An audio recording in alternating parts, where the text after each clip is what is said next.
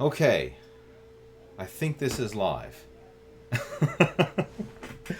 Hey, how's it going? It is your muscle building coach, Lee Hayward. I do apologize for the delay with this. I'm still trying to figure out YouTube's new streaming setup. I have no excuse. I have no excuse. I was screwing around with this for literally the past 20 minutes trying to get this thing figured out, and I think it is up and running right now.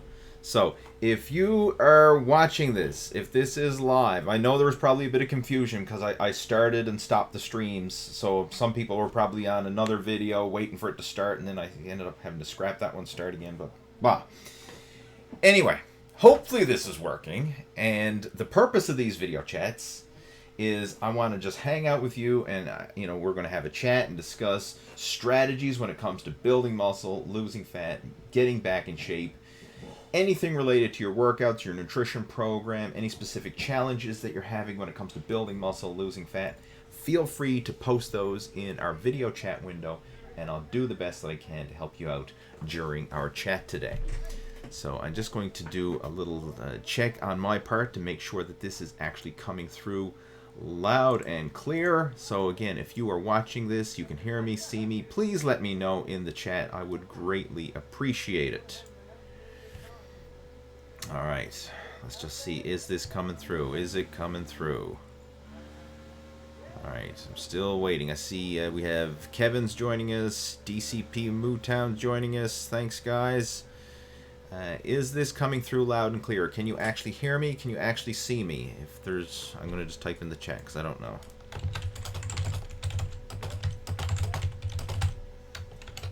All right, thanks, guys. Do appreciate it. Cool. All right, so we probably are going to have a smaller turnout today than we normally do because of all the shenanigans that went on with trying to get this set up. So I do apologize for that in advance. All right, but in the meantime, what I'm going to do is I have to run outside for a quick second. One of my neighbors dropped by. I just have to sign a couple papers for him. I know everything, the SHIT hits the fan all at once. So if you have any questions that you would like me to discuss, go ahead, post them here. I'm going to come back like literally within like 2 minutes, and we'll get this show underway. And there. So just a second. I'll even make a note for people who are just tuning into this right now.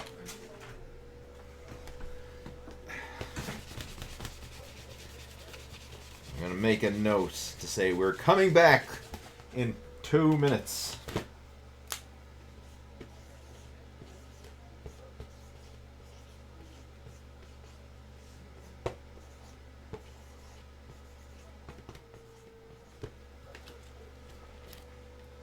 Where can I stick that to? Just trying to stick it up somewhere. Is that even showing? I don't know.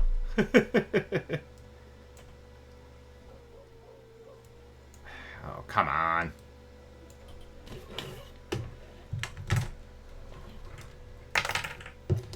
Everything's going haywire for me. This is not a good day for me, guys. You're getting me at my worst today, but I'm still showing up for the damn show. Will that even stay up? I don't know. There. Good enough. Alright, I'll literally be back in 2 minutes.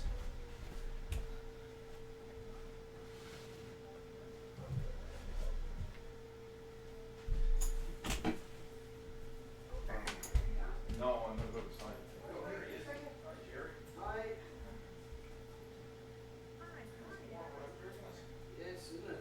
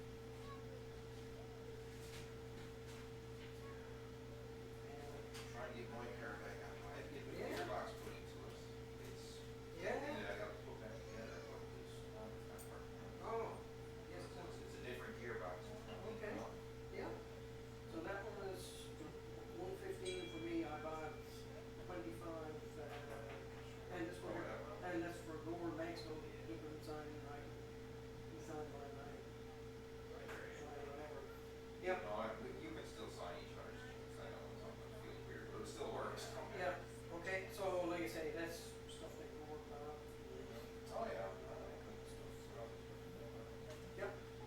All right. So now we should be good. So. Yes. Well, yeah, that's short. Yep. Yep. No, that's yeah. No, I've had these ones here since the last autocross event, probably 3 weeks ago. Right. And never got a chance to Yeah. get on the go. Anyway, Justin called me this evening saying that he's got to get some money for that thing for tomorrow. Yeah. So I said, right, look, get it on the go now, get that done, get that over. Right. So there it is. Yeah. Oh, you got a nice place here? Yeah. Nice. Yes, we've been here since 2002. Yes, one. Yeah. Yeah. It's It's a nice spot. That's the nice thing about staying in one place. Oh, yeah, it is. You renew, that's the only thing with moving that I regret with staying in one place, is that you're not constantly upgrading, you know what I mean? Oh yeah. But I mean, if you got a house, you're spending money one way or another anyway. So, where'd you get your gearbox for the car? I found it on in El Honda. Somebody had it posted there on Facebook. Yeah. Selling the motor and gearbox. $16 gearbox, $45. So what I did is I brought that to John Clear. He took the car 'cause he knows gearboxes. Yeah. He did it for me. I had to get a new differential. The differential was destroyed. That's what got it.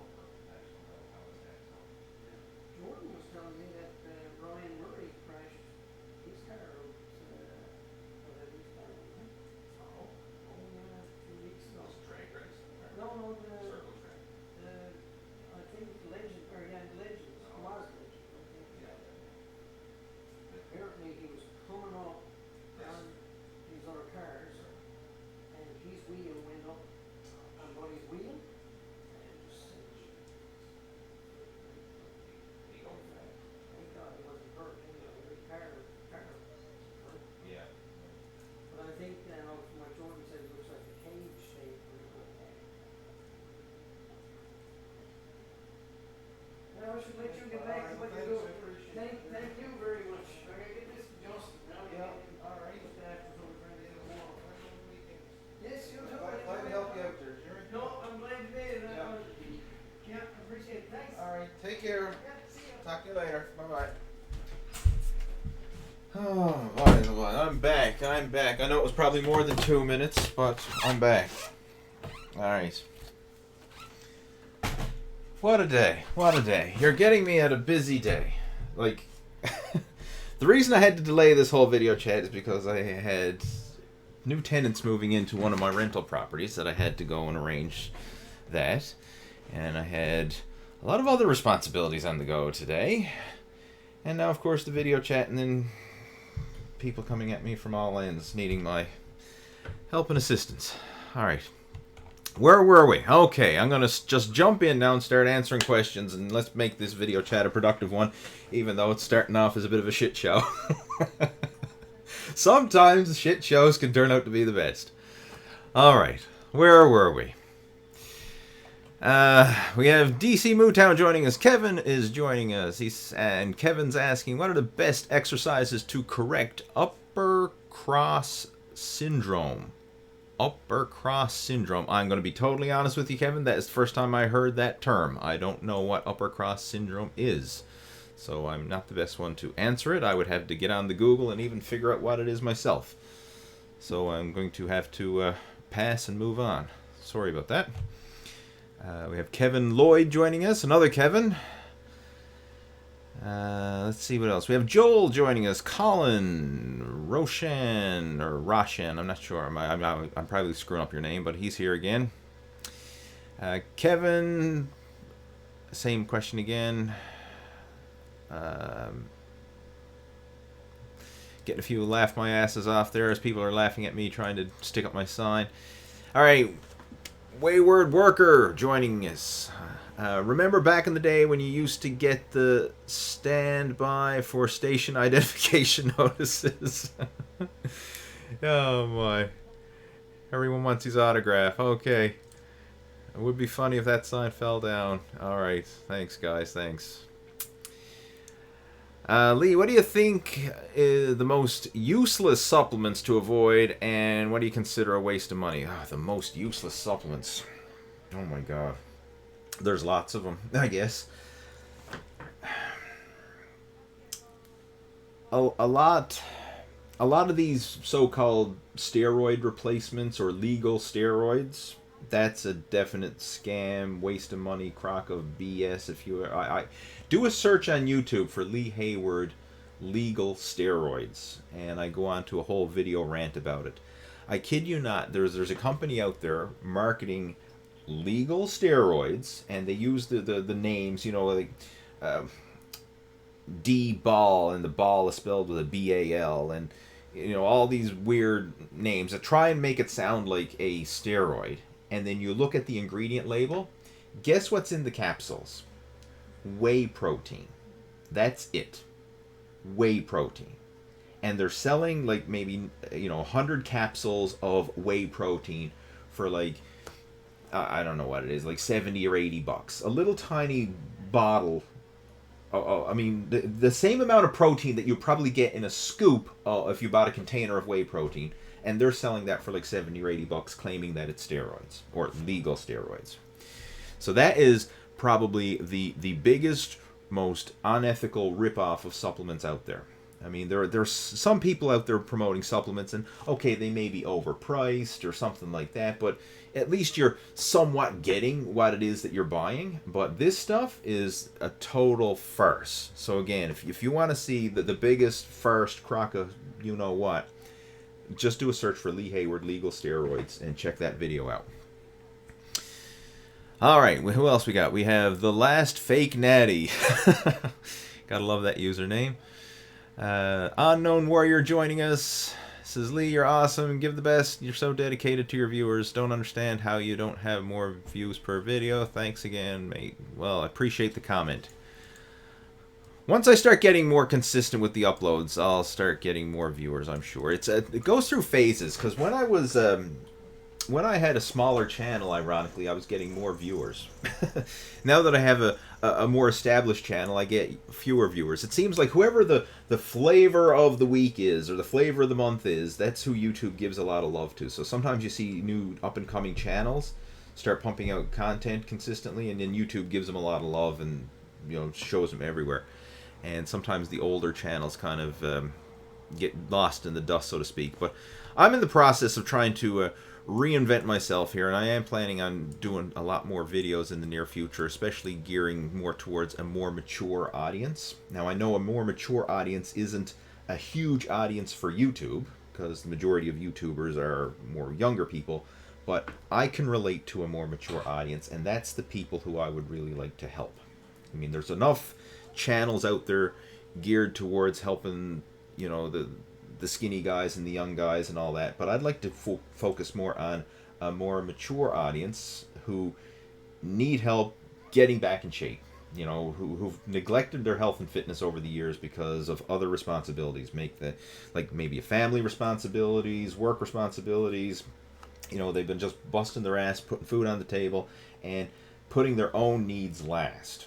Right? That's what a lot of men do. They're putting themselves last and putting their families ahead of themselves, and they're suffering. Right? Their health is suffering, their fitness is suffering, and it's sad because how often have you seen men work their ass off and then die in their 50s or 60s due to a heart attack or a stroke or diabetes or whatever, because they put all their emphasis on just working and providing for the family and not taking care of their own health and fitness in the process.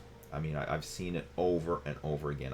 In my own family, I have several uncles who died in their 50s, and that's the exact story, right? Hard-working men who did everything they could to provide for their families but neglected their own health and fitness. And I'm just thinking, like, if we could have went back in time and just changed a few things, like, they'd still be around, right? I mean, it's totally preventable illnesses because it's just literally due to poor diet, poor exercise, poor lifestyle habits, and then these diseases like type 2 diabetes, heart attack, you know, from stress, from high cholesterol, high blood pressure, all that.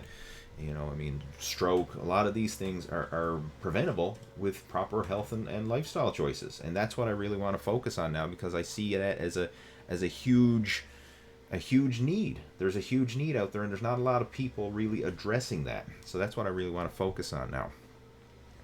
But again, thanks for your comments there about appreciating the work and the dedication that I put into this.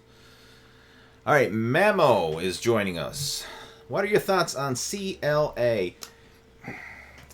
Personally, I don't use it. I've tried it in the past, and it's one of those supplements where, you know, it's not going to hurt, but it's certainly not a must-have supplement.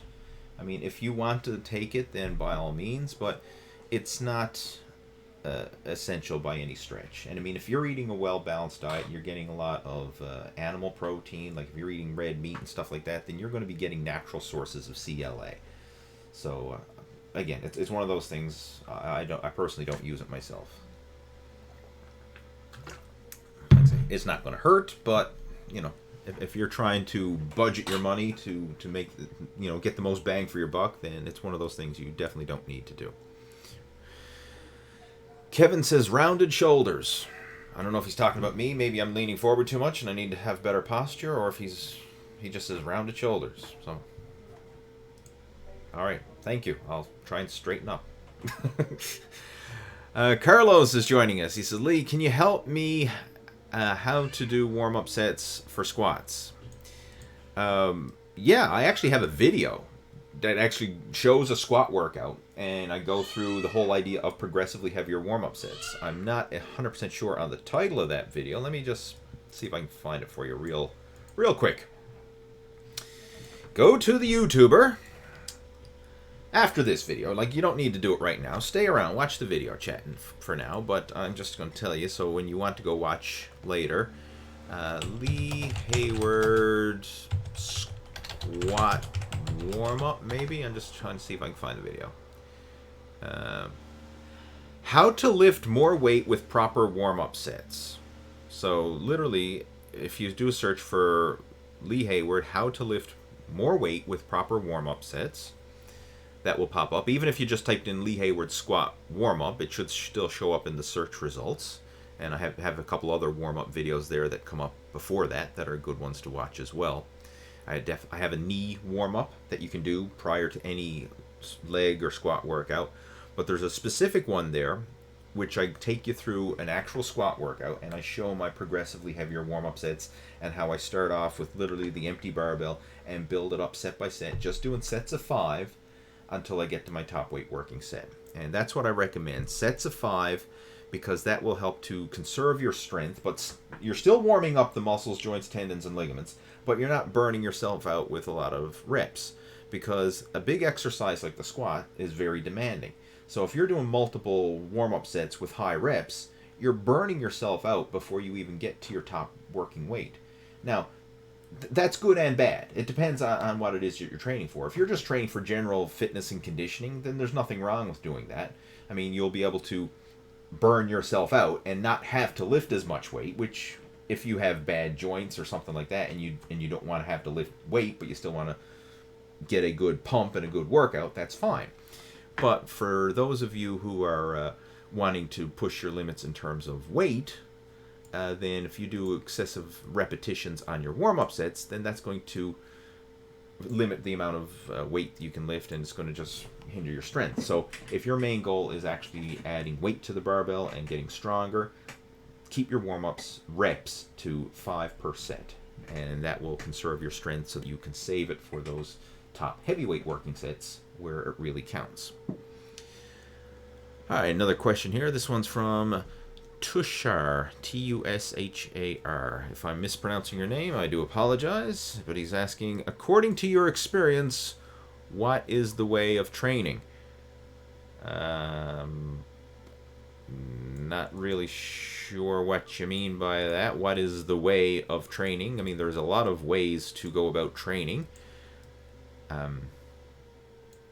So if you want to elaborate on that, I could probably answer it a bit better. I'll share my way of training. Right now, I have a style of training that I refer to as yin and yang. And the way it works is I alternate weight training one day and low-intensity cardio the next. High-intensity weight training one day, low-intensity cardio the next. And I find by doing that, it allows me to stay active. So every single day I'm getting some form of physical exercise, getting the metabolic benefits of daily exercise, the health and stress relief of daily exercise, all that. But it's doing so in a way that allows my body to rest, recover, and grow, and it doesn't take a lot of time. So I only go to the gym 3 days a week. And then on the other days, I'm out just going for a walk. I might go for a bicycle ride or something like that, some form of just easy, fun cardio. And I find that works well for me. And at my level, my age, I'm not saying that I'm an old man here, but I don't have the same work capacity that I did when I was, 20 years old. And I find that I need more recovery. So I find 3 workouts per week works really well. If I go more than that, start pushing like 4 or 5 or even 6 workouts a week, I burn out really quickly. I end up, not only do I feel the aches and pains in the muscles and my central nervous system doesn't feel like it's recovering, but I find my joints start to pain as well. So those of you who are experiencing a lot of joint pain, it comes down to recovery, because it's not just the muscles that need time to recover, your joints do as well. So if you're always feeling, my elbows are always aching, my shoulders are always hurting, my knees, my hips, and blah, blah, blah. So maybe you just need to give yourself more rest and recovery time between workouts. Give your joints time to recover as well. And that usually can help. But that's my way of training. Now, again, I don't know if that was specific to the question you had, but there you go. That's my answer. Another question from Mamo. He's asking my opinion on SARMs. SARMs, for a lack of a better word, is just another version of a performance-enhancing drug that is technically legal at the moment, right? I'm not an expert on SARMs, but there's a lot of videos and out there right now on YouTube where people are talking about SARMs. And I'll give you a good reference if you want good, honest steroid-related information and SARMs-related information. There's a fellow Canadian bodybuilder who has a channel that is a fast-growing bodybuilding channel. I'll give him a shout-out now. Greg Doucette.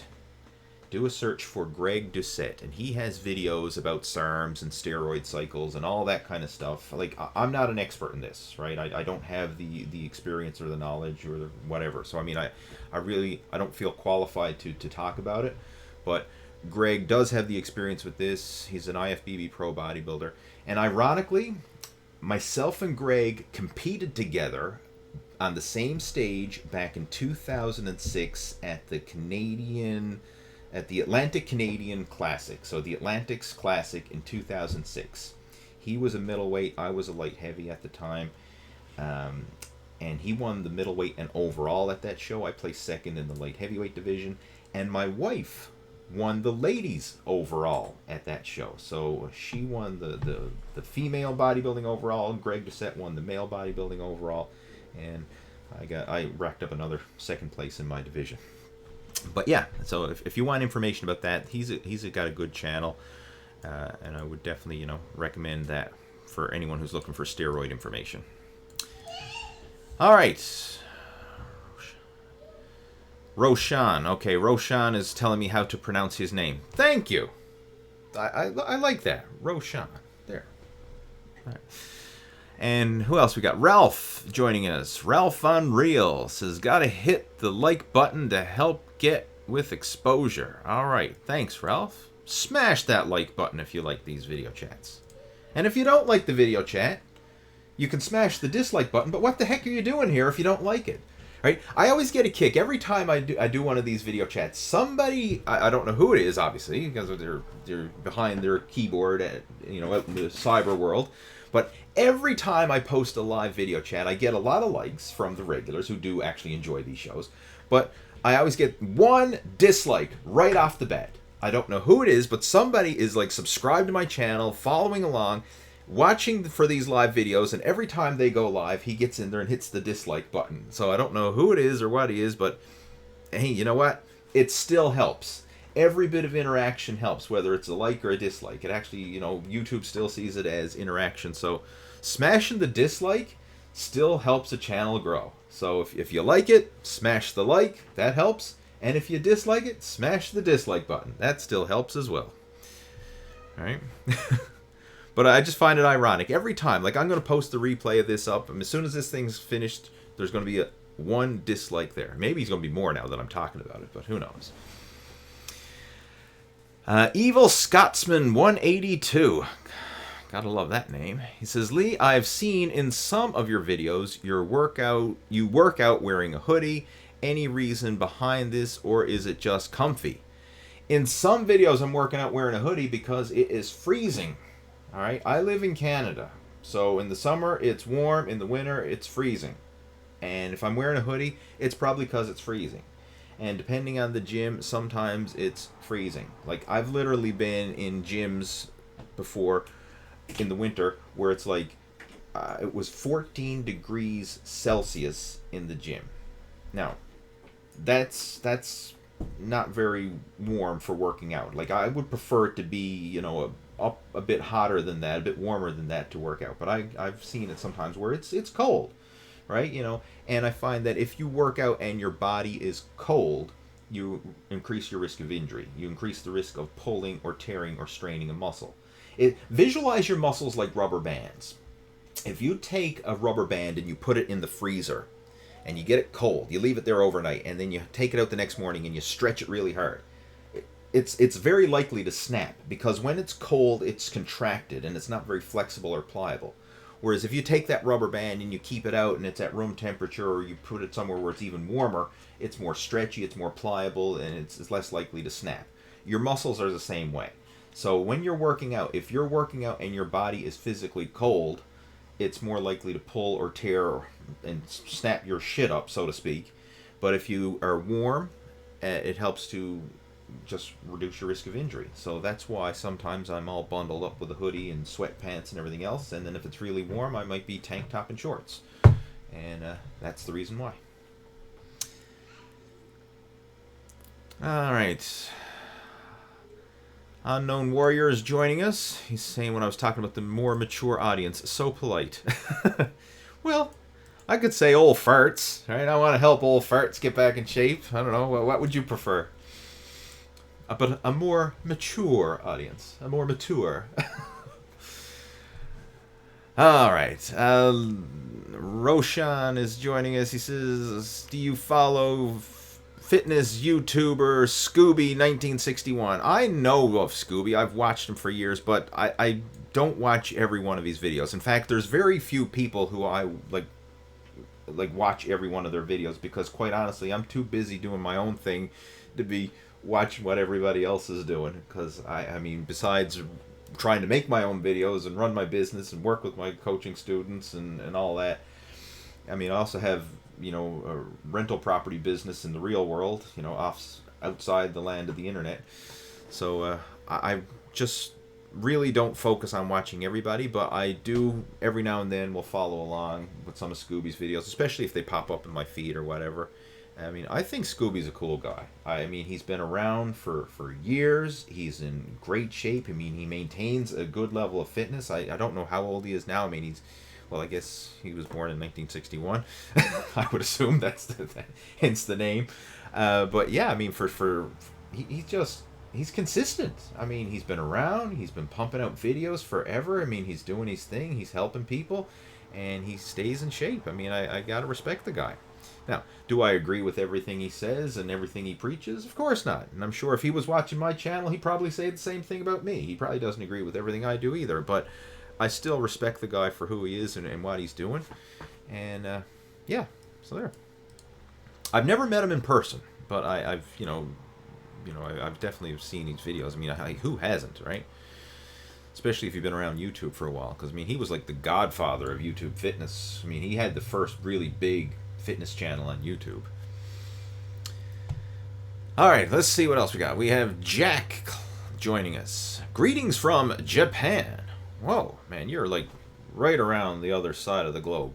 I've never been to Asia. I mean, I would love to, like Japan and China and Thailand and even Australia. Like, I've never been to that part of the world before. I mean, I actually have it as one of my written goals that I would like to take my family on a vacation and of all those areas, right? Like, spend some time in Australia, spend some time in New Zealand, spend some time in Thailand and Japan and China, and just to take it all in, right? I want to take it all in. But anyway, Jack, if you happen to be in Japan, by the time I get around to doing my world tour, we'll have to meet up. He's asking here, could you please talk a little about fast, easy, homemade ways to keep electrolytes topped up, stay hydrated, clear-headed during and after summer training? Yeah, I could, and it's actually super simple. First off, this stuff's called H2O, water, comes out of a tap, really good. You're right, you want to be drinking a lot of that stuff. If the water sucks where you live, get yourself a water filter. Works great. Or you can drink bottled water. Sometimes bottled water sucks. I personally have a nice water filter on my tap, even though our water is pretty darn good, but I find the water filter just makes it a little bit better, right? So I have a good water filter on my tap, and that's what I drink. But the big thing about electrolytes, you got three main ones that you really want to focus on: sodium, potassium, and magnesium. So sodium, it can be as simple as adding salt to your foods, or high sodium condiments like soy sauce. If you're over in Japan, I'm sure there's soy sauce around. That's a good one. Just plain old table salt. Like, literally add salt to your food for taste, right? That's what I do. And if you feel like you need extra salt or sodium when you're in the gym, a little trick that I do is I keep salt packets in my gym bag. I mean, I got my gym bag there, but you know what I'm talking about. Like the little salt packets that you get like in a fast food joint. I keep those in like a little Ziploc bag, and I just have them there in the pocket of my gym bag. So if I feel like I'm starting to cramp up in the gym, what I'll do is I'll just rip open a packet of salt, chase it down with a mouthful of water, and that helps to replenish the sodium that you're losing. Because if you're sweating a lot, you're sweating out electrolytes. You're sweating out sodium is the main one. So that's the one you really want to focus on. And it's as simple as salt, and that's the, salt is not the bad guy. And if for those of you who are like shitting a brick here now because like, oh my God, Lee's saying eat salt, I've got blog posts, I've got videos that explain the whole science and reasoning behind salt. Like it's not the bad guy that the media makes it out to be. If you are active, if you are sweating, if you're drinking a lot of water, you're circulating water through your system, whether it's sweat or pee or whatever, you're losing sodium. If you don't replace it, you're going to be in a deficiency, and you're actually going to cramp up, and you're going to have less energy, less strength.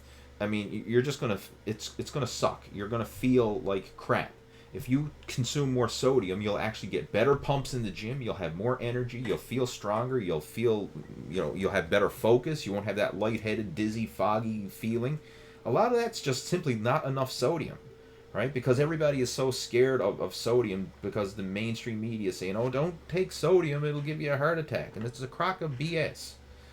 Like, you're not consuming too much sodium. You're not drinking enough water to flush it through and circulate it through your system. That's all, right? It's not too much sodium. It's too little water.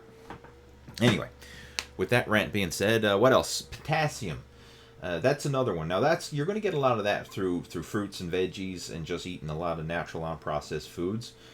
Spinach, fantastic source of potassium. Of course, bananas, great source of potassium. Potatoes, another great source of potassium. But if you want to actually supplement with potassium, you can get potassium tablets from a supplement store. You can do that. There's nothing wrong with that. But a little cheap strategy that works just as well is to get cream of tartar. You'll get this in the baking section of the grocery store. So wherever they sell like the sugar and spice and cake mix and all that kind of stuff for baking, you should find it there. Cream of tartar. It's very often used in a lot of baking recipes. But it's basically pure potassium. So you can just scoop some up on a teaspoon, put it in your mouth, and chase it down with water. Very efficient potassium supplement. And as far as magnesium, you can buy magnesium tablets or magnesium supplements from the supplement store. And this is something you should have as well. So if you cover those three, sodium, potassium, magnesium, drink a lot of water. And when it comes to water, you don't need to force it. Just drink so you're not thirsty. And drink frequently. Drink frequently throughout the day. Little sips are better than chugging a lot at once. But just make sure that you don't go thirsty. That's it. You don't have to try and force yourself to drink water or anything like that. A good benchmark is your pee should be very light yellow to clear. If your pee is dark yellow, it's a sign you're not drinking enough water, right? That's a good little benchmark that you can use. And of course, if you're thirsty, you're definitely not drinking enough water. But yeah, so those are some simple tips that work for helping keep your electrolytes in check. You don't need to go buying all these pre-workout Gatorades or Pedialytes or these fancy electrolyte mixes. You can do this stuff yourself. Salt, potassium, and magnesium and water. All right, enough of that. Let's move on. Adolf, Adolofo, I think. Blah blah. Anyway. What do you think about fat grips for arm growth? Fat grips. I've got a set myself.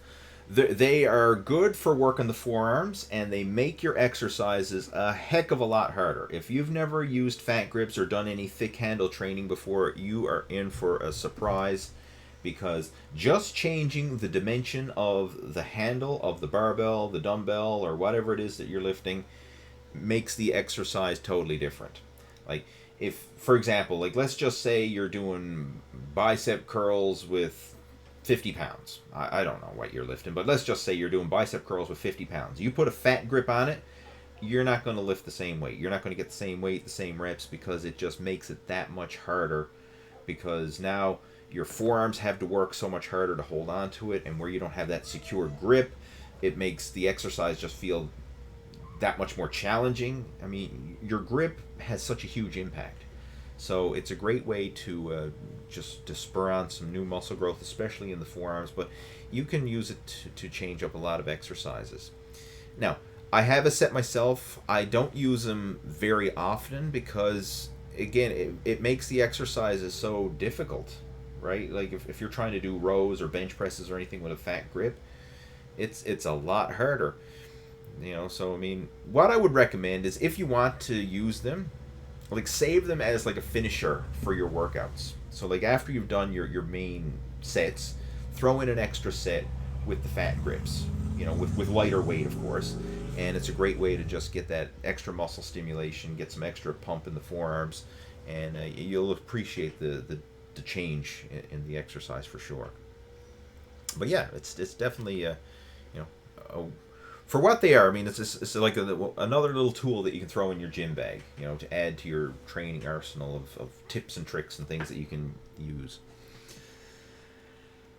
All right, what else we got? How old were you when you did your first powerlifting meet? Did you make all your attempts? It was 2004. How old was I? You're getting old when you don't even remember how old you were back in the day. Hang on.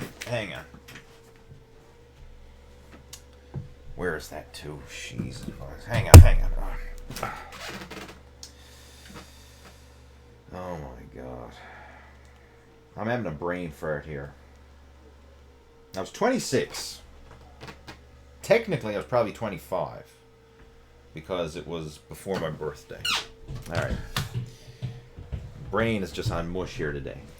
I was 25, and that was the only time I competed. But yes, I did make all my attempts. I got 3 white lights on every lift. And the reason why I did that is because I drilled technique like a SOB. What I used to do. This is interesting that you mentioned this because it brings up a nice story. Because of powerlifting was the whole reason I got involved with YouTube. Because, first of all, YouTube didn't start until like 2006. But I was making videos back in 2004. And what they were is on my 8mm camcorder.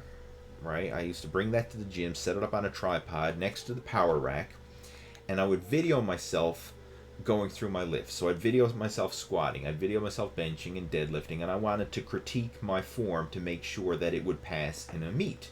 That's the only reason I brought the video camera, is I wanted to videotape my lifting form to see if that would pass. And I would just do that. I'd work out with the video camera rolling the whole time.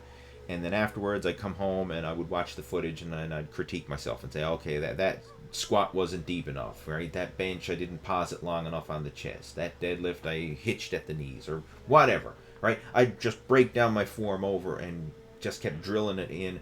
Go back to the gym, for my next workout, video it again, and really drill in the form back and forth. And so that helped me to master my form. So when I went to the meet, I actually nailed all my attempts. And then, of course, when I had the video footage, all I wanted to do back then, like if I set a PR in the gym, and I'd want to share it. So then I was looking for a place, okay, how do I share this video? Because video files are huge.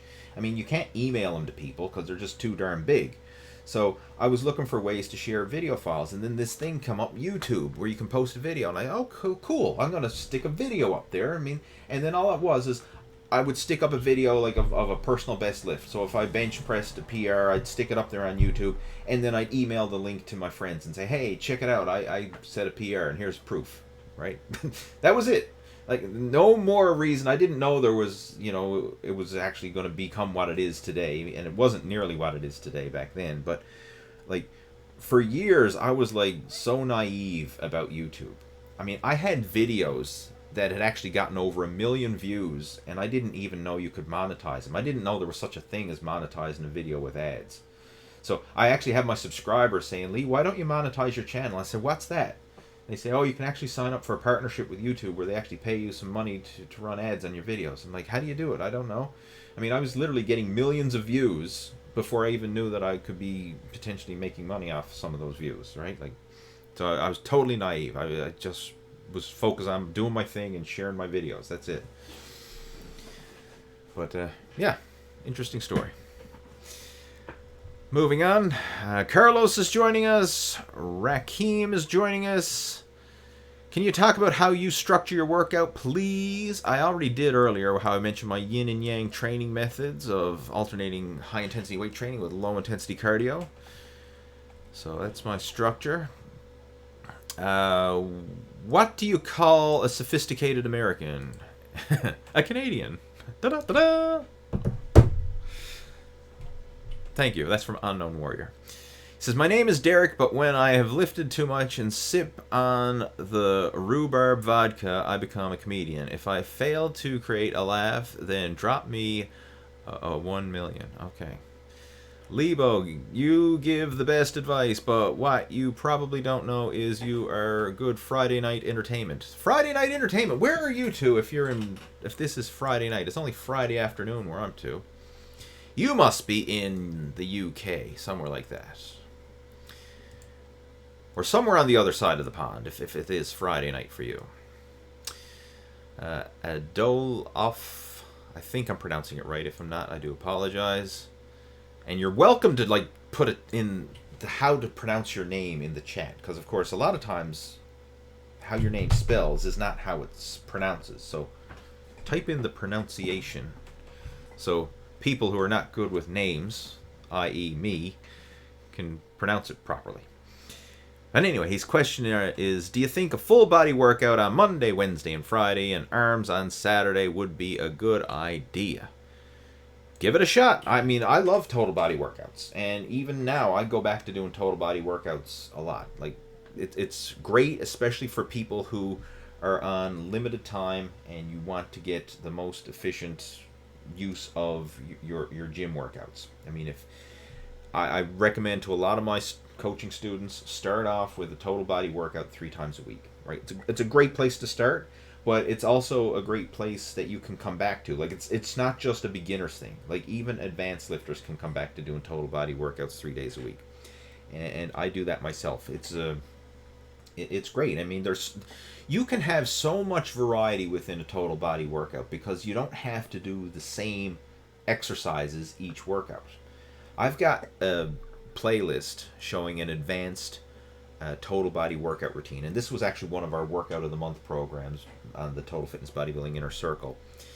And the way it is each workout we're doing a total body workout, but we're doing different exercises for each muscle group each workout. So 3 totally different total body workouts. So over the course of the week, you're getting a lot of training variety. You're getting a lot of stimulation because you're hitting all those muscle groups frequently, and it's just a great way to help spur on some new growth. So yeah, I mean, definitely, I'm a huge fan of total body workouts.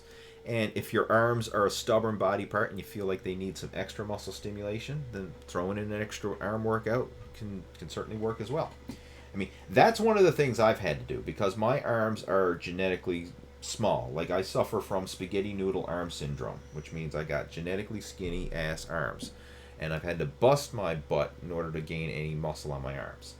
Now, my calves are different. I've naturally had big calves. Even when I was a young kid, before I even started training calves, I had fairly big calves, but that was it. All right, everything else I had to work for, and arms definitely one of them. They just lag behind all my other body parts, so I've had to throw in extra workouts like that to help prioritize the arms. All right, let's see what else we got. I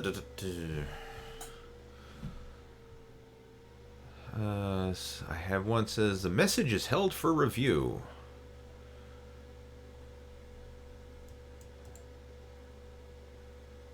It says, now you're talking about it. Take a night off, being awesome, and give us some karaoke. Apologies if my ass is blank, but please answer what you suspect I would have said. What? I don't know. You got me. I'm glad you're enjoying the video chat. That's the main thing. Alright, Peter's joining us. He says, never stop being awesome. Alright, I'll try not to. Peter's joining us. He says, what are your thoughts on using kettlebells to build a solid foundation and dumbbells and barbells used to build better muscle definition? Weight is weight. Alright? Your muscles are going to work regardless if there's, the weight is balanced on two ends of a barbell, or if it's hanging from a barbell, or if it's on a big long barbell, short barbell, medium-sized barbell. Like, weight is weight, right? Like, you can use kettlebells to build muscle, you can use dumbbells to build muscle, you can use a barbell to build muscle, you can use your body weight to build muscle, you can use a machine to build muscle. It's like, I don't get caught up in all this stuff. Like, resistance is resistance. As long as you're pushing your muscles, training with progressive overload, and it doesn't matter if it's a kettlebell, a dumbbell, a barbell, or whatever bell, a cowbell, I don't know. Resistance is resistance. Now, of course, certain exercises work well with kettlebells, and certain ones work better with dumbbells. But, you know, I mean, if it really doesn't matter. Like, if you do a farmer's walk, for example, with a heavy kettlebells, or you do a farmer's walk with heavy dumbbells, it's the farmer's walk. It's the same thing, right? You know, certain exercises feel a bit more awkward with the kettlebell just due to the nature of it. Certain exercises actually feel more solid with the kettlebell, right? Like, one that I actually like to use the kettlebells for, I use them for farmer's walks. I also use them for, I do a kettlebell overhead carry, where I have the kettlebell held at arm's length overhead and just walk around the gym. And this helps stabilize the shoulders, because you have to balance it as you're moving.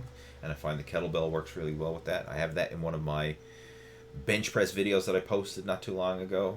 I show that exercise. But yeah, I mean, it don't get hung up in the exercise or the tools. Just focus on training the muscles. Let us move on. Alright, Unknown Warrior is halfway through a bottle right now, because I can tell by his posts, and even YouTube can tell because they're moderating them.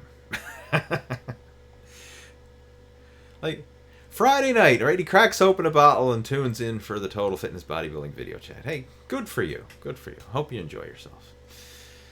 Stomper is joining us. He says, just purchase the app. Okay. Thank you. All right. He just purchased the app. That's what he says. Yeah, because on this video thing, you can see I've got a blatantly obvious advertisement just saying, hey, you want to build muscle and lose fat? Well, there's an app for that. Download the Total Fitness Bodybuilding app, right? Available on Apple and Android.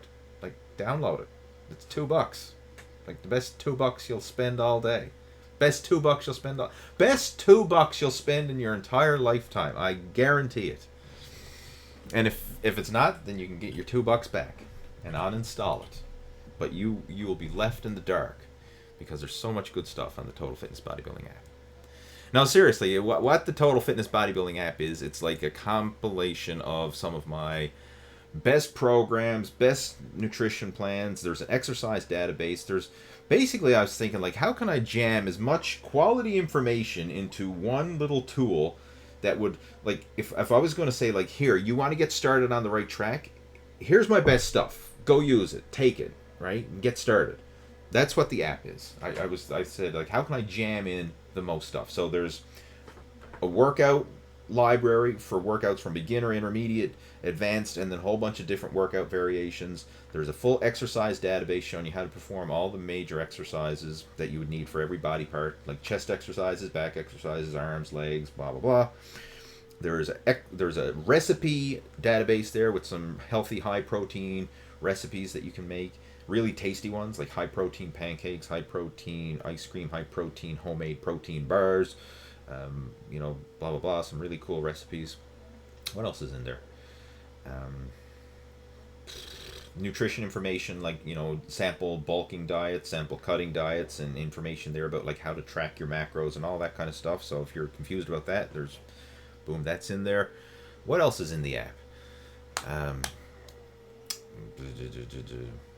A lot of stuff.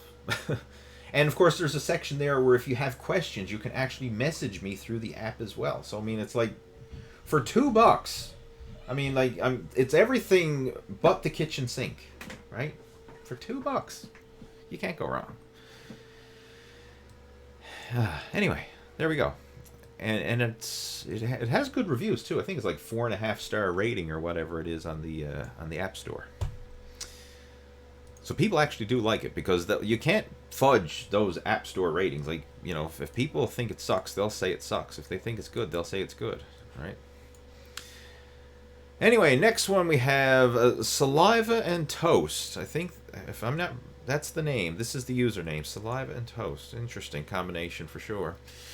Thoughts on a gallon of milk a day for a natural lifter? You don't need a gallon of milk a day. I mean, if you enjoy milk and it sits well with your stomach and you're obviously not lactose intolerant or whatever, then yeah, you can do that. But you don't need a gallon of milk a day. Like, it's calories and nutrients, and there's other sources besides milk. Like, the reason why that became popular is from the old Squats and Milk program, which was from this Super Squats. And this is actually a book based on programs that were written over 100 years ago, right? Like, this was written in the 80s, I think. Published in 89. Okay. And again, this was based off programs that were from back in the 70s and even earlier. So, okay, maybe not 100 years ago, but long time ago, okay? Old school stuff. Anyway, back in the old days, Squats and Milk, get that back up on the shelf there. Squats and Milk was a way that guys would train and eat and to pack on muscle. And the reason why they did the gallon of milk thing is because protein powder wasn't as readily available, and it was a great way to supplement with extra protein and calories. So you eat your 3 meals a day, and then in between your meals you were chugging back on a gallon of milk. And over the course of the day you would eat all your meals and you would drink all your milk. And boom, you'd have a shit ton of calories in your system and you'd gain weight because you were in a calorie surplus. Nowadays you can do that through protein powders. You can have, like, even if you wanted to go with the weight gainer shake if you were really trying to gain weight, but I really don't recommend weight gainers because most of them just have a lot of extra sugar and fat that you really don't need. I'd stick with just a pure protein powder, and you can use that as your protein supplement of choice versus a gallon of milk. Now, does it mean you shouldn't drink milk? No, I mean, you can still do it, but quite honestly, I think the majority of people, if you tried to drink a gallon of milk a day, you would have, like, the most bad case of gut rot. Like, your gut would just be churning. You'd be bloated, you'd be farting, and man, you just, like, I wouldn't be able to do it. I mean, I used to drink a lot of milk when I was a teenager, but right now, like, I don't drink milk. I do have dairy in terms of, like, Greek yogurt and cottage cheese, but there's a lot less lactose in Greek yogurt and cottage cheese because that stuff is kind of like been filtered out and it's primarily pure protein. But with milk, there's a lot of lactose there, right? There's more lactose in it than there is protein. So if you're drinking a gallon of milk, you're probably going to have, nasty farts, nasty runs, bloated, gas, belch. I mean, it's probably going to be an uncomfortable way to gain weight unless you can just digest that much milk. So that's my thoughts on that.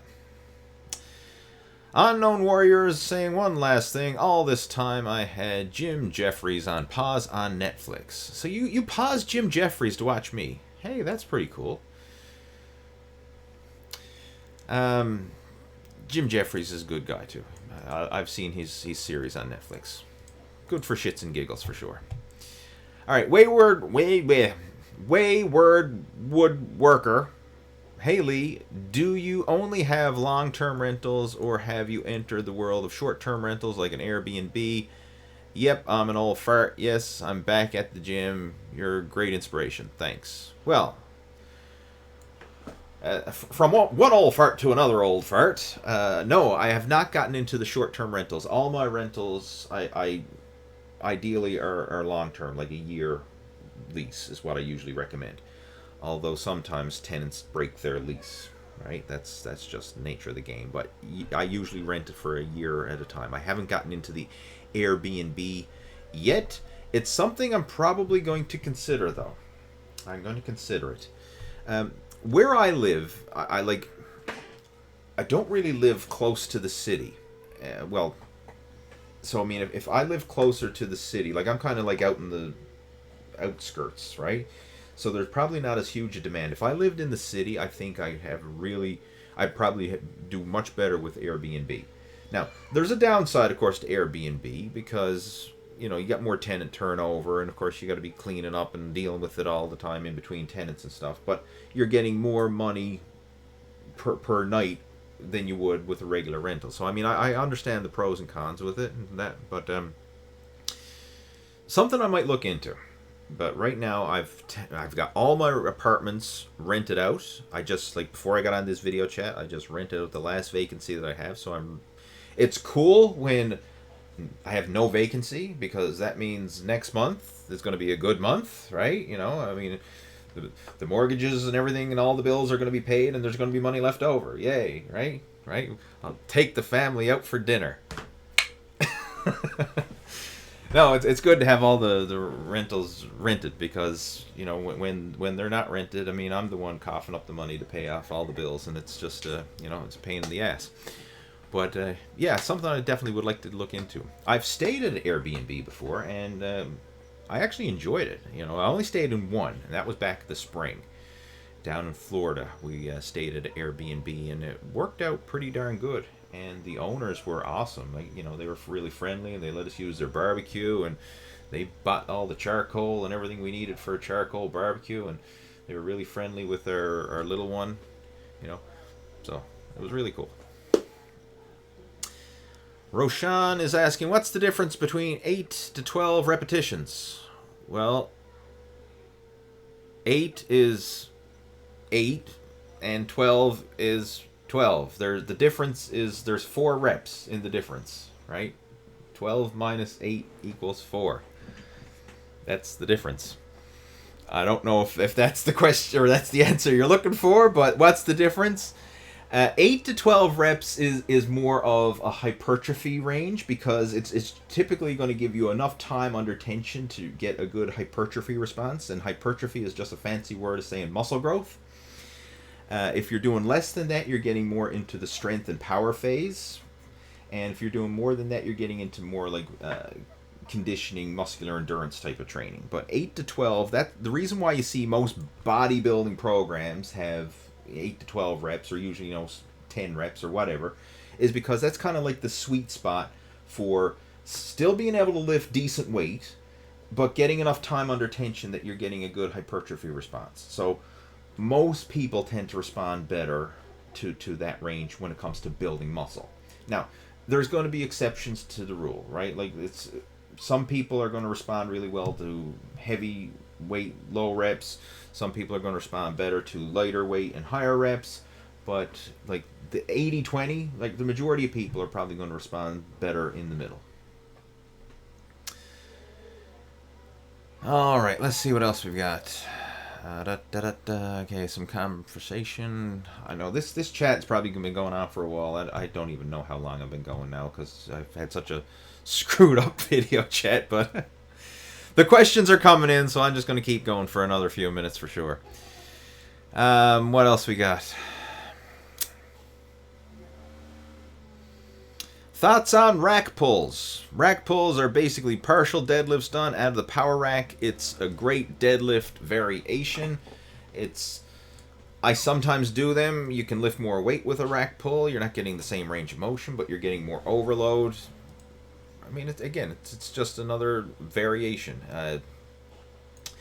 One thing that you can do, and what I would recommend, is if you really want to work on lockouts. Sorry, I'm talking and I'm getting a burp coming up at the same time. All right, so anyway, I think I'm good. Rack pulls.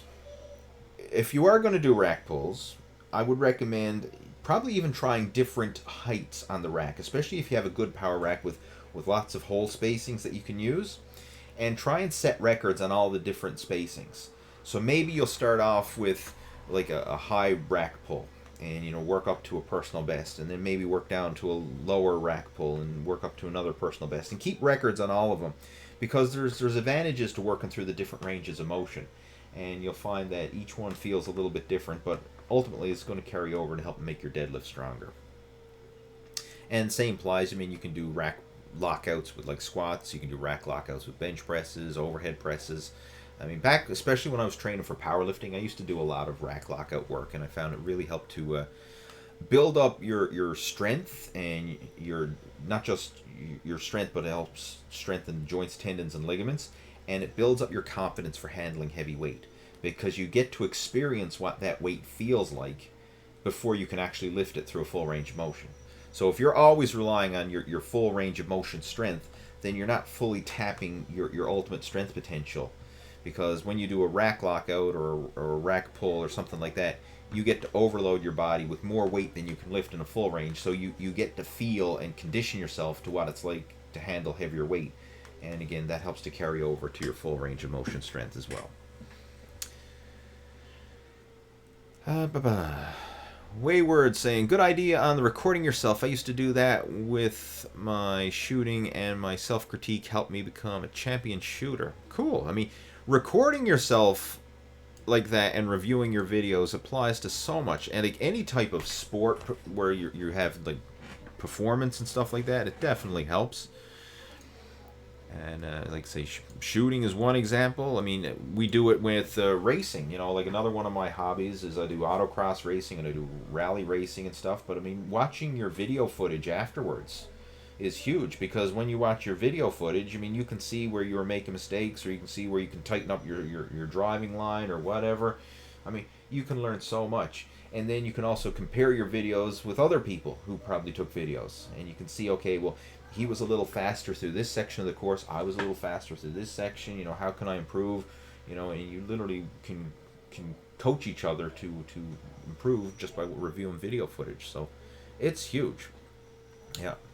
And these days with smartphones and everything else, I mean, it's so easy to take videos. It's not like back in the old days when I used to have to bring in the freaking camcorder with the big old VHS tape and slap it in there and stick it up on a tripod. And I mean, now you can just whip out your phone and take a video anywhere, right?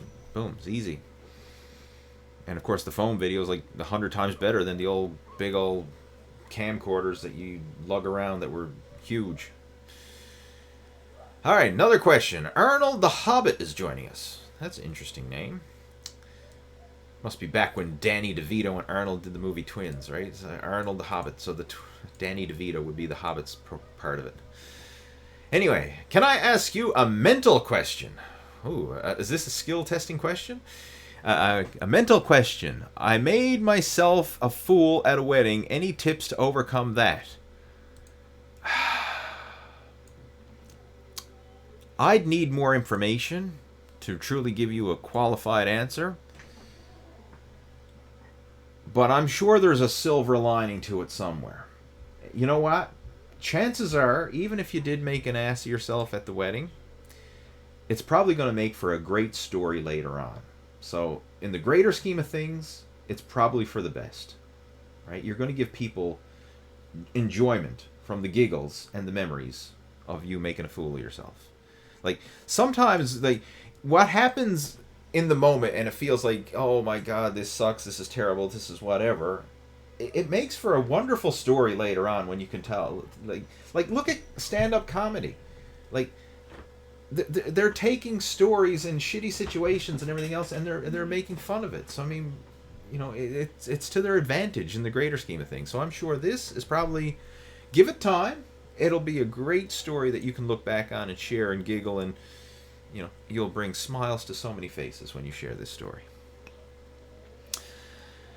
What's your thoughts on fasted cardio? It works. I've done fasted cardio. I personally like doing fasted cardio. I know some people don't, but I find it works well, and I actually enjoy it. I like doing cardio when there's nothing in my stomach weighing me down.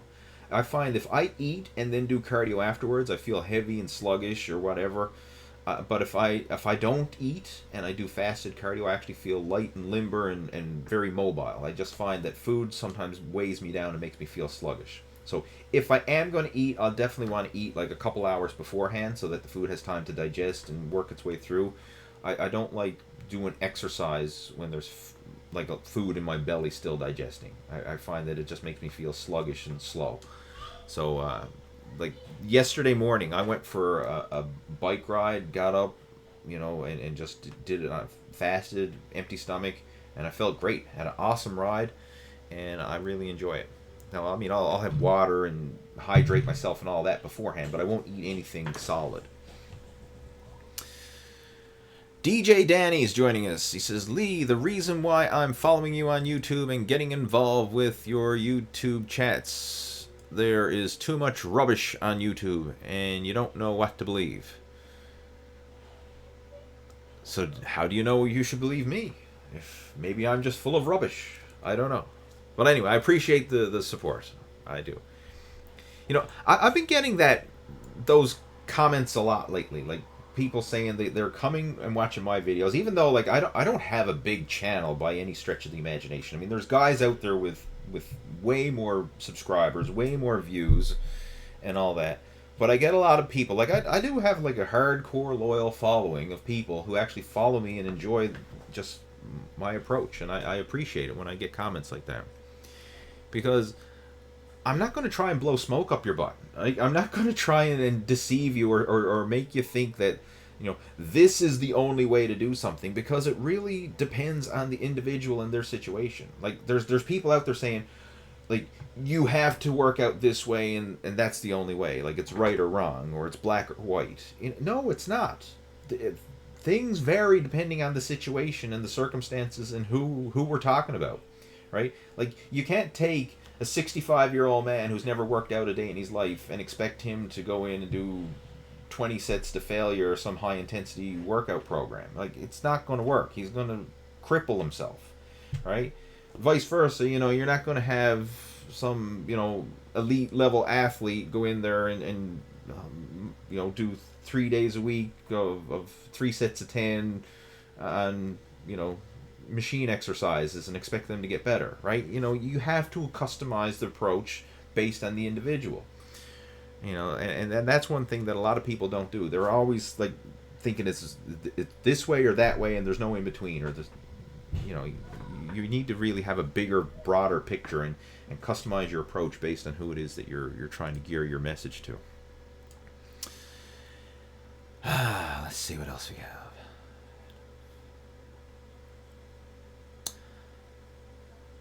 Okay. All right. Adolfo is just told me how to pronounce his name. All right. I appreciate that. Adolfo. Adolfo. I think that's it. Adolfo. Let me know if I'm pronouncing it right. Justin is joining us. This is keto on. Sorry. Opinion on a keto diet, Mr. Lee. All right, this ties in perfectly to what I was just talking about in the previous question about, like, it depends on the individual, depends on the situation. Keto works. There's no doubt about it, right? You know, it can work for some people, and it can be an ideal scenario for some people. I personally hate it. I hate going low carb. I mean, first off, if I cut out carbs, I get constipated. I remember the last time I followed a keto diet, I didn't go to the bathroom for a week. Right? That's no fun. Like, I mean, if you're not pooping on a regular basis, like, ideally you should poop every single day, you know, sometimes twice a day. But I went on a keto diet, and I mean, I probably, instead of going to the bathroom once or twice a day, I was going like once or twice a week. So I was full of shit on a keto diet. But in addition to that, I just don't function well. I personally am not a huge fan of keto.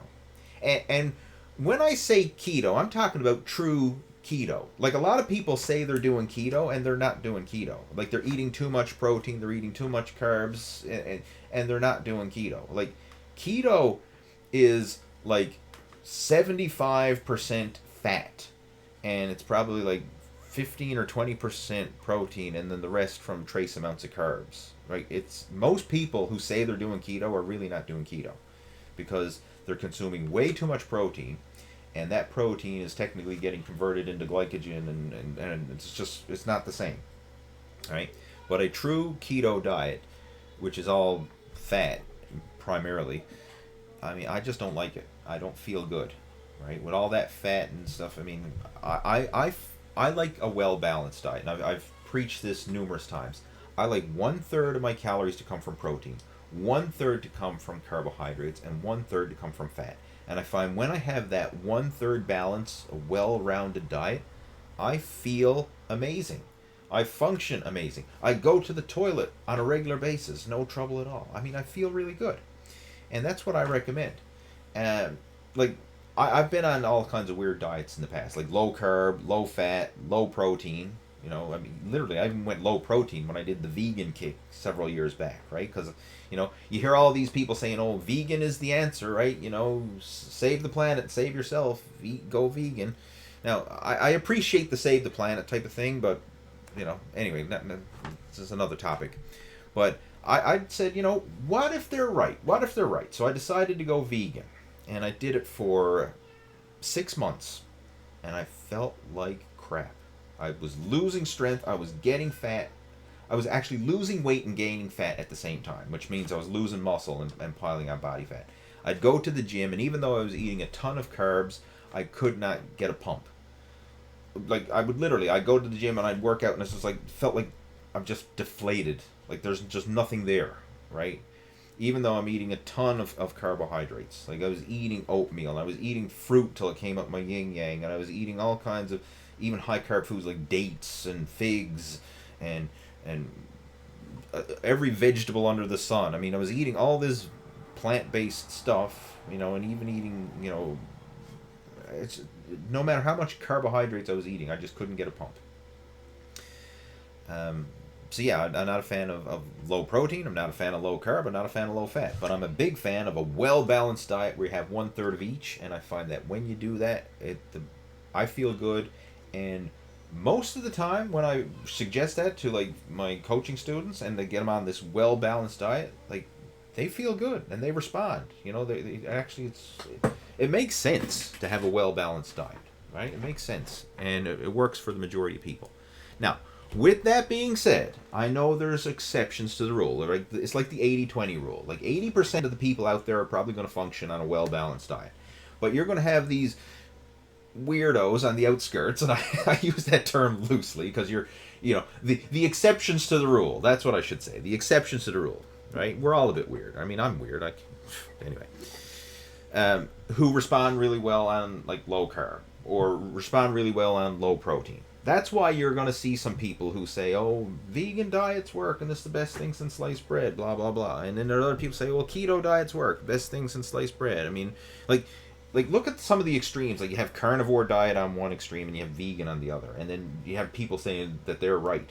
Like you can't be more opposing and they're saying they're right. Like, no, it's what's right for you, not necessarily what's right for everybody. Anyway. It's probably time for me to clue this up. I'm just starting to ramble here now. It's been a hectic day.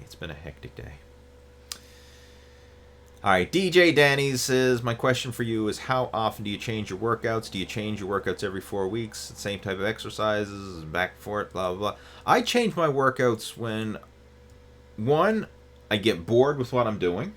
That's a great time to change. If you start to get bored and you're just like, I'm sick and tired of doing this, I want to change it up, then I'll do it. Sometimes I change it up if I hit a plateau in an exercise or an exercise starts to cause a bit of pain and discomfort. Like, for example, if I'm doing like a lot of squats, like I went through a phase for a while back where I was doing squats on a regular basis. And then after a while, I'm like, man, my back, I just don't feel like putting a barbell on my back, so I'm going to swap that for a leg press. Right? I'll make changes like that sometimes, but a general rule of thumb, I mean, if you're looking for a timeline, maybe every 6 to 8 weeks, somewhere in that range, I'll change things up. Sometimes more frequent than that, but you know, I say average every 6 weeks, I'll change things up. And I find that gives you enough time to actually follow a program and get some results from it. Because one of the problems with people who are changing it up all the time, and every time they go to the gym, like they don't know what the heck they're doing from day to day. I mean, that still works. I mean, don't get me wrong. You can still make progress even if you're changing up every day, because any workout is better than no workout, right? So, I mean, look at it as like a good, better, best type of scenario, right? Anything is better than nothing. What would be better if you have some sort of structure to it, and what would be best, in my opinion, is actually listening to your body and changing it based on how your body responds. So, follow a set program, And what's going to happen is your body's going to adapt to that program. In the process of adapting, it's going to grow. You're going to actually get bigger, stronger. You're going to see some gains, and you want to ride that wave of momentum. So, I mean, if you're seeing gains, then keep doing it. If it ain't broke, don't fix it. Do the same workout week after week after week until you find that your gains start to slow down, which they eventually will. I don't care what program you're following. Eventually, everything comes to an end. So, sooner or later, you're following a set program and you're going to start to hit a plateau. I mean, that could be you're struggling to increase the weights, or you find that even in some cases you may actually start to lose strength, right? That happens. And once you find that you've hit that threshold where you can't get any stronger, you can't make any further progress with the workout you're following, that's when you should change it up and do something different. So again, like I say, there's it's not necessarily like a right or wrong answer. It's kind of like what's a good, better, best scenario. Right? Any workout is better than no workout, but I think the best one is to listen to your body and adapt it according to how your body actually responds. Oh my. Let's see what else we got.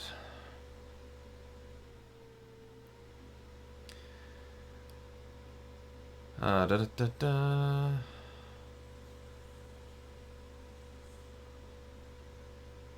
All right, we got a lot of... We haven't got that many more questions. All right, I'm going to bang out these last few questions we got here, and then we'll clue it up. So that was the workout question. And Mr. Retro Angel says, good evening. I have lower back stiffness, a weak lower back. What are good exercises to start with to build a stronger lower back without injury? If you can do hyperextensions, I would recommend those. I'm a huge fan of hyperextensions. Or back extension. Some people don't like the name hyperextension because it sounds like you're going to hyperextend and whatever, but it's just a name. Don't get your panties in a knot. Usually we refer to it the hyperextension machine or bench station, whatever the heck it is. Okay. There's two variations. One is a horizontal one. One's a 45-degree angle one. The 45-degree angle one would probably be an easier one to start with. It will place less strain on the back and actually give you a better range of motion. Another one that you can do, if that doesn't feel good, you could probably... First off, let's even backtrack for a second here. Backtrack. Like, one thing that I would probably recommend before even messing around with weight training exercises, do some basic beginner yoga. That would probably be the best. Just your own body weight. And doing some different yoga poses and different yoga stretches, like the downward dog, the upward dog, the child's pose, the what do they call it? The one where you're on all fours and you arch your back one way and then you round it the other. I mean, all these different yoga poses. I can't remember the names of them now. I'm not a yoga master, but I do follow along with some yoga videos on YouTube, which technically makes me a yoga master. I mean, if you've seen a YouTube video on it, then you're an expert, right? But do that. Like, literally go on YouTube and just type in beginner yoga workout. And there will be like 1,000,001 different videos that you can choose from. One that I actually followed along with, I think, is Yoga with Adriene. She's probably got like one of the biggest YouTube channels. That's just one that happened to pop up when I searched for it. And I went through, she has a playlist, a gazillion playlists, but she had one like it was a beginner 30-day yoga challenge, where every single day for 30 days you do a little yoga workout. And it starts off very basic, very simple stuff, and then progressively gets a little bit more challenging as you go. So I went through that, and you can just type it in. And again, there's a ton of other videos that have similar stuff. But start with that. I think, now looking back at it now, like to try and give you the best advice for you and your situation. If you have a weak lower back and your lower back is stiff and it's causing aches and pains and grief, start with yoga. I think that would work really good, because I'm telling you, when I was doing yoga consistently, like going through that challenge and stuff, and I still like to stretch, but I be honest, I haven't been as consistent with it as I would like to be. I feel great. Yoga is like a rejuvenating exercise. It's not going to break and beat yourself down, but it's actually going to help to rejuvenate your body. So it's a great supplementary exercise to weight training. I mean, if you want to have a nice yin and yang combination of your own, you could do weight training one day and yoga the next. I mean, that would be a great complementary, because one is high intensity, one is that gentle form of moving and stretching and mobility. And I think that would be a great combo. So that's what I would recommend. Go on YouTube, search in beginner yoga video, and just start doing it. And go through all their different poses. You know, the forward bends and all the different ones. The upward dog, the downward dog, the child's pose, and all those that I mentioned. Right? Just going through those different movements and will work wonders. All right. Let's move on. Unknown Warriors back at it again. He said, the best $2 spent on something you can't remember spending it on. Beyond that, you can't go wrong with Lee's app. There we go. So, there's a testimonial from the Unknown Warrior. Let's see. Aside from a Friday night, I follow it religiously, and the result speaks volumes. PM me for a picture, but be sure to have an HD viewer ready. Okay.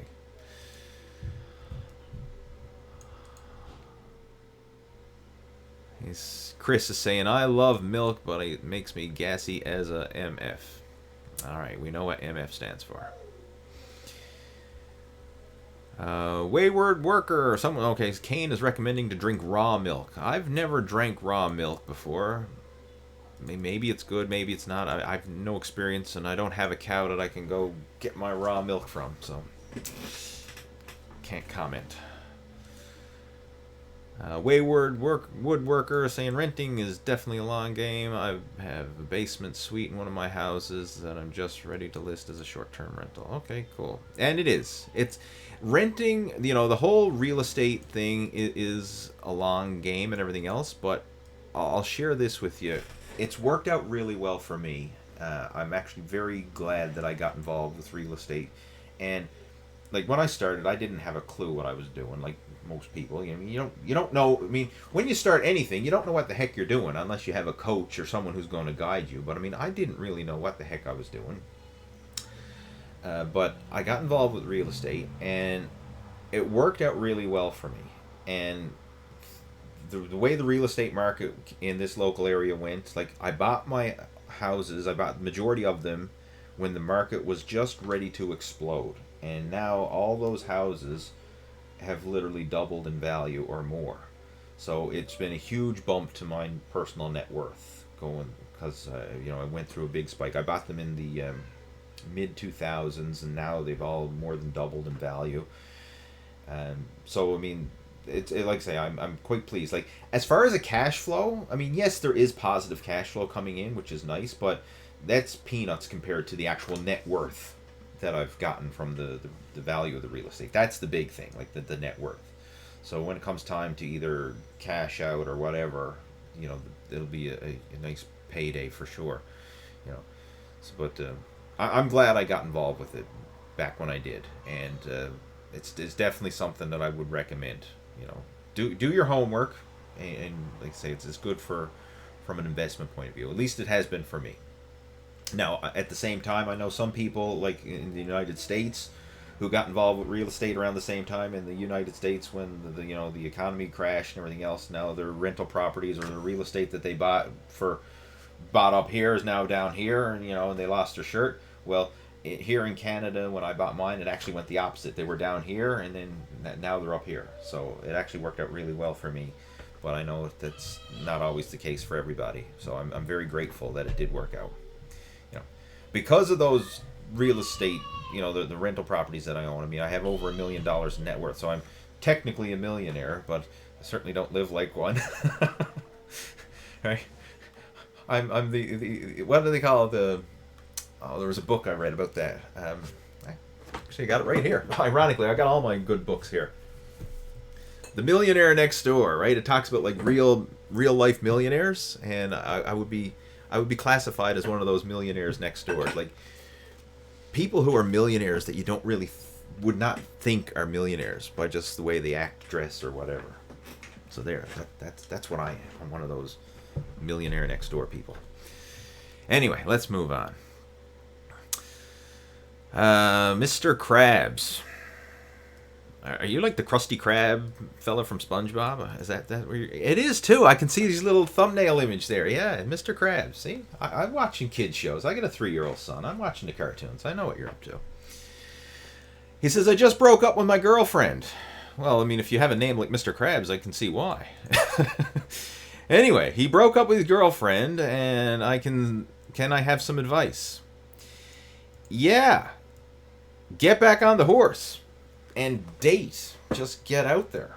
And don't get like date a lot of girls. And when I mean date, I'm not talking like dinner and a movie. I'm talking like meet them for coffee. Like just get used to talking to girls. This is something I did back in my single days. This was back before the days of pickup artists and all that crap. But I used to just get comfortable talking to people, and it helped. And I even had a job in door-to-door sales back in the day, and that helped. That if you want to get thick skin and get over your shyness and confidence and all that kind of stuff, like get a sales job. Door-to-door sales is great because you're face-to-face with people, right? You know, again, most people are nice. Like I would say 80-90% of the people are super nice, but like that 10% are like will chew the face off you. Like they'll call you down the dirt and call you things you wouldn't say to your worst enemy and whatever, but it'll thicken your skin and just, you know, turn you into a man. Build that thick skin, right? Door-to-door sales will do that. But just get out there and start talking to a bunch of people. Like the bigger your network and the more people you communicate with, and I'm not talking Facebooking people, I'm talking like really talking to people, then the odds of you actually finding the right girl will go up exponentially. Right? So just get out there. Meet a lot of girls. Date a lot of girls. Talk to a lot of girls. And then sooner or later you'll find one that you actually link up with and connect with, and you're like, she's the one. And then of course all the past ones that you were using as your practice runs, right? Just to date and get comfortable and build up your confidence and all that. You know, that's just training for the one that actually counts. So that's my advice on that. I know we could go a lot deeper with that, but I'm just going to stop there.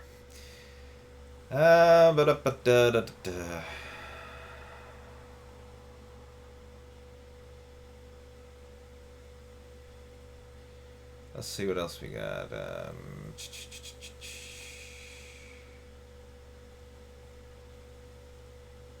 Says, you keep talking and I'll keep responding. Good night. All right, so we got Unknown Warrior. We outlasted him. He's gone to bed for the night. And that was the last comment that come through there. There's a bunch more probably came through.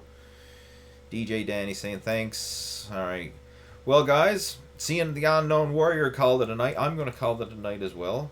Actually, still a day for me here, but I'm going to call it a day. Thanks for tuning in.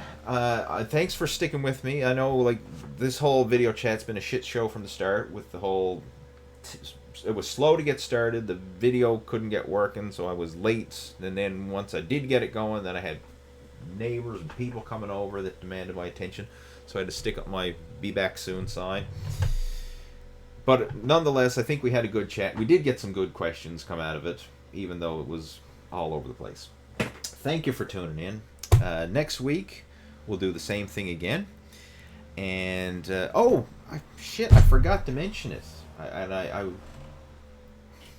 I'll mention it now before we clue out. Next week, I'm going to be running a free 5-day Lose Your Gut challenge. And this is something, if you've been following me, I mentioned it briefly in my last YouTube video. I posted it on the Total Fitness Bodybuilding Facebook page. So if you are following the Total Fitness Bodybuilding Facebook page, you can see it there. I have a post, and I actually sent out an email about it. But I am hosting a free 5-day Lose Your Gut challenge where we're going to really dive into the inner game and the mindset and setting up some habits to help you get yourself back on the right track. So it's going to take a total commitment for 5 days. And of course, I know you're not going to lose your gut in 5 days, but we're going to set up the foundation so that you can actually use that momentum to propel yourself forward and take those habits with you so you can lose your gut over the long term. But again, it's a challenge that I'm running, and if you want to be a part of it, if you're a guy who would like to lose the gut, build muscle, get back in shape, feel confident with your clothes off, like look good naked, that kind of thing, and just feel better about yourself, not have to be embarrassed to take your shirt off and say, oh my god, look at my pudgy belly and I'm all embarrassed about it, blah blah blah. If you would like to lose the gut and get back in shape and be a part of this, head on over to the Total Fitness Bodybuilding Facebook page. Just search Total Fitness Bodybuilding on Facebook. Lee Hayward's Total Fitness Bodybuilding. You'll find it.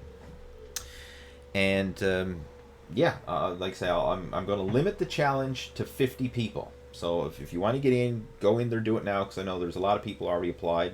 I'm probably at 50 now, who knows.